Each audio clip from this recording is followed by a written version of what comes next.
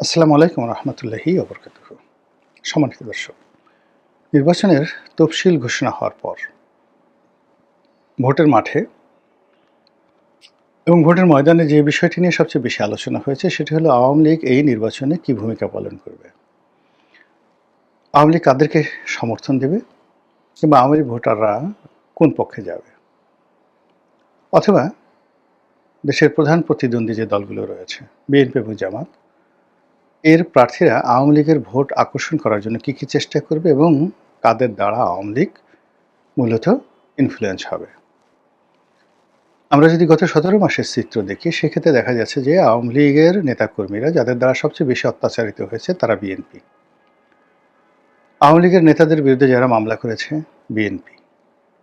বাড়িঘর লুট, তাদের সহায় সম্পত্তি লুট এবং তাদেরকে সামাজিকভাবে অপদস্থ করা সহ আওয়ামী লীগের নেতাকর্মীরা যে গৃহহীন হয়ে আছে, পালিয়ে আছে, বাস্তুচ্যুত হয়েছে মূলত বিএনপির ভয়ে। এটা হলো একেবারে সত্য কথা।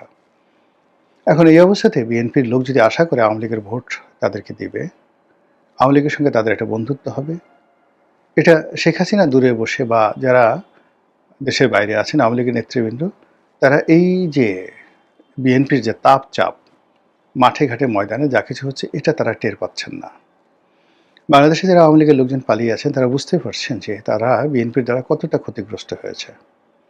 আওয়ামী লীগের যে সুবিধাভোগী শ্রেণীগুলো রয়েছে যারা গত ১৫ বছর ধরে বিভিন্ন মার্কেটের সভাপতি সেক্রেটারি হচ্ছিল, ফুটপাত দখল করে রাখছিল, প্রশাসনে দালালি করছিল, টেন্ডারবাজি থেকে শুরু করে বিভিন্ন রকম ব্যবসা বাণিজ্য করে এরকম লোকের সংখ্যা কম করে হলো ২০ থেকে ৩০ লাখ।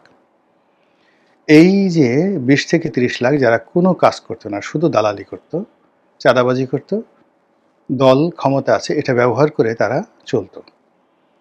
এবং এটা যদি আপনি আস্তে আস্তে নিউক্লিয়াসের দিকে নিয়ে আসেন যে ২০ লাখ লোক ধরুন এভাবে দালালি করে চলতো। ২০ লাখের লোকের মধ্যে মেজর স্টেক হোল্ডার হয়তো ছিল ১ লাখ। যেমন একজন কন্ট্রাক্টর, সে 80% টাকা খেয়ে ফেলত আওয়ামী লীগের নেতা, আর তার আশেপাশে যারা দালাল, পিয়ন, ড্রাইভার সব মিলিয়ে ধরুন তাকে কেন্দ্র করে হয়তো ১০ জন, কোনো কোনো ক্ষেত্রে ২০ জন, কোনো কোনো ক্ষেত্রে ১,০০০ জন লোক, তারা এই বাকি 20% ভাগযোগ করে খেতে এবং মনে করতে এইভাবে তাদের জীবন যাবে। গত ১৭-১৮ মাসে এই তাদের সবগুলো সহায় সম্পত্তি, ব্যবসা বাণিজ্য বিএনপির যারা লোকজন তারা নিয়ে নিয়েছে। আর এই লোকগুলোর যে সহায় সম্পত্তি, স্ত্রী, পুত্র, সন্তান থেকে শুরু করে যা কিছু রয়েছে, স্মরণকালের সবচেয়ে ভয়াবহ অবস্থায় তারা রয়েছে।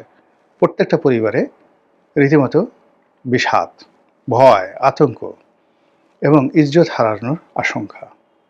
স্বামী পালিয়ে গেছে, স্ত্রী রয়ে গেছে। স্বামী পালিয়ে গেছে বা পিতা পালিয়ে গেছে, তার যুবতী কন্যা, সুন্দরী কন্যা রয়ে গেছে ঘরের মধ্যে। সেই সুন্দরী কন্যার জীবন যৌবন সবই অন্যের করুণার উপর নির্ভর করছে এবং ইতিমধ্যে অনেকেই গনিমতের মাল হিসেবে ব্যবহৃত হয়ে গেছে। এই বেদনা, এই কষ্ট আওয়ামী লীগের লোকের মধ্যে যেভাবে দানা বেঁধেছে, এটা ভোটের মাঠে কি প্রতিক্রিয়া তৈরি করবে এটা বোঝার জন্য রকেট সায়েন্টিস্ট হওয়ার কোনো দরকার নেই। এই গেল এক। ২ নম্বর হলো যে এখানে ম্যাটিকুলাসলি জামাত খুব কৌশলী ভূমিকা পালন করেছে। তারা নির্যাতিত আওয়ামী লীগ পরিবারের লোকদের সাথে যোগাযোগ করেছে, ক্ষেত্র বিশেষে সাহায্য করেছে বা করার চেষ্টা করেছে, প্রতিশ্রুতি দিয়েছে এবং তাদের যাকে বলা হয় মনের যে দুঃখ দূর করার জন্য নানা মিষ্টি মিষ্টি কথাবার্তা বলেছে এবং একই সঙ্গে বিএনপির বিরুদ্ধে তাদের মনকে বিষিয়ে তুলেছে। এ দৃশ্য টেকনাফ থেকে তেঁতুলিয়া এবং ঢাকা শহর থেকে সব জায়গাতে। কাজেই আওয়ামী লীগের ভোট, এই ভোটের ময়দানে কীভাবে মুভ করবে আর মুভ করলে কোন দিকে মুভ করবে এটা আপনারা বুঝে নেন। দ্বিতীয় ঘটনা, আমরা যেটা জানি যে তারেক রহমান সাহেবের সঙ্গে ভারতের একটা ইতিবাচক সম্পর্ক হয়েছে এবং ভারতের গ্রিন সিগন্যাল পেয়ে তিনি বাংলাদেশে এসেছেন। এজন্য জামাত এবং অন্যান্য যারা বিএনপি বিরোধী শক্তি তাদের বক্তব্য হলো, তাহলে আর আওয়ামী লীগকে দোষ দিয়ে লাভ কী? যেই লাভ সেই কদু। আওয়ামী লীগও ভারতে দালালি করেছে, তারেক রহমান সাহেবও ভারতে দালালি করবেন এবং আমরা যে শেখ হাসিনাকে এত কষ্ট করে তাড়ালাম, তো তারেক রহমান সাহেবকে ক্ষমতা আনার সঙ্গে সঙ্গে যদি সেই শেখ হাসিনাকে আবার বাংলাদেশে তিনি এনে পুনর্বাসিত করেন, তাহলে আর রাজনীতি করে লাভটা কি? কিন্তু বাস্তবে কি সেটা সম্ভব? শেখ হাসিনা চাইলে কি তার ভোটাররা তারেক রহমান সাহেবকে ভোট দেবেন? বা লন্ডন প্রবাসী, দিল্লি প্রবাসী, কলকাতা প্রবাসী যারা নেতৃবৃন্দ রয়েছেন, যাদের বিরুদ্ধে পাহাড় সম দুর্নীতির অভিযোগ, যাদের চেহারা সুরত দেখলে দেশের যারা জনগণ তারা বমি করে দেয়, যাদের কথা শুনলে আওয়ামী লীগের লোকজন, যারা নিরীহ লোকজন, তারা জুতোয়া পিটা করার জন্য প্রতিজ্ঞা গ্রহণ করে। আওয়ামী লীগের অনেক নেতাকর্মী নিজেরা বলাবলি করছে জীবনে কিচ্ছু চায়নি আল্লাহ, অমুক তমুক, যারা আমাদের হক নষ্ট করে এখন বিদেশে গিয়ে পায়ের উপর পা তুলে থুতনি ঝুলাচ্ছে, মুখ ঝুলাচ্ছে, ঠোঁট ঝুলাচ্ছে। জীবনে যদি কোনো সুযোগ পাই ওকে একটা পাড়া দেব, ওর কানটা মলে ওর দুই গালের উপর দুটা কষাইয়া চর বসাবো, এতটুকু শুধু চাই। এইভাবে আওয়ামী লীগের যারা নেতাকর্মী, যারা বাংলাদেশে পালিয়ে বেড়াচ্ছেন, তারা এই পলাতক যে সমস্ত দেশের বাইরে দুর্নীতিবাজ লোকজন রয়েছেন, তাদের ব্যাপারে তাদের বক্তব্য এইরকম। ফলে রাজনীতির যে মেরুকরণ, সেই মেরুকরণে আওয়ামী লীগের যে সকল চিহ্নিত দুর্নীতিবাজ, চিহ্নিত গলাবাজ, যাদের কারণে গত 15টি বছরে আওয়ামী লীগের সর্বনাশ ঘটেছে, শেখ হাসিনার সর্বনাশ ঘটেছে, লক্ষ লক্ষ নয় কোটি কোটি নেতাকর্মীদের জীবন বিপন্ন হয়ে পড়েছে, অনেকে মৃত্যুর দরজায় পৌঁছে দিয়েছে। এই ট্র্যাজেডি কখনো আওয়ামী লীগের লোকজন ভুলতে পারবে না। 75-এর 15 আগস্টে যে দুর্ঘটনা জাতীয় জীবনে ঘটেছে, সেটা আওয়ামী লীগের মানুষজন, তখন ছোট অর্থনীতি ছিল, অতটা বুঝতে পারেনি। কিন্তু এবার যখন কারাগারে রমেশ বাবু মারা গেলেন, সাবেক মন্ত্রী রমেশ চন্দ্র শীল বোধ হয়, মির্জা ফখরুল ইসলাম সাহেবের ওই আসনে 5 বারের এমপি, কাকাবাবু ডাকতাম। মানুষ ওনার এলাকার লোকজন বলতে পারবেন, কিন্তু আমি তাকে আপাত মস্তকে একজন মিতব্যয়ী, সৎ, ওয়েল বিহেভড মানুষ হিসেবে দেখেছি।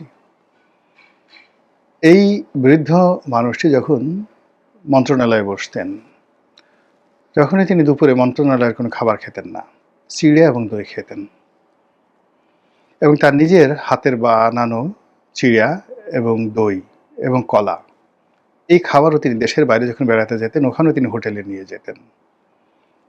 যখন তার কাছে যেতাম, প্রথমে বলতেন, বাবা আসো, বসো। সব কাজকর্ম বাদ দিয়ে, দরজা বন্ধ করে দিয়ে বিভিন্ন কথা বলতেন, যে রাজনীতির এত অধঃপতন কেন, মানুষ কেন দুর্নীতি করে, কেন খারাপ কাজ করে। তার প্রতিদ্বন্দ্বী, মানে ওখানে প্রতিমন্ত্রী যিনি ছিলেন মাহবুবুর রহমান, মারা গেছে, আল্লাহ মাফ করুক, দুনিয়ার দুর্নীতিবাদ ছিলেন।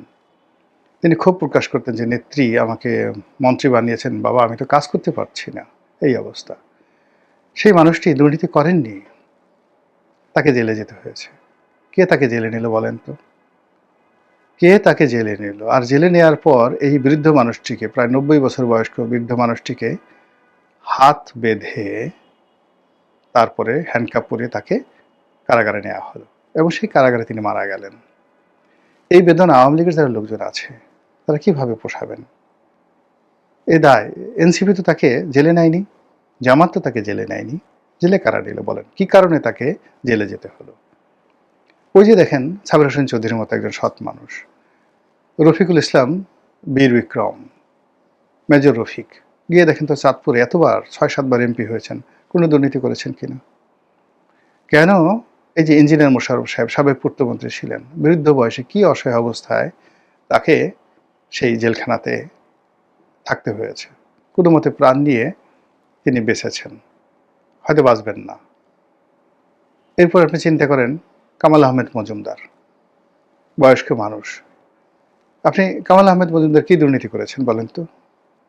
ইনি তো মানে একমাত্র সাভারেই তো তার কয়েক হাজার বিঘা জমি আছে, হাজার হাজার কোটি টাকার মালিক হয়ে সেই 80-র দশকে বাংলাদেশের সবচেয়ে বড় গার্মেন্টস কোম্পানির মালিক, সেই কামাল মজুমদার কি করেছেন বলেন তো?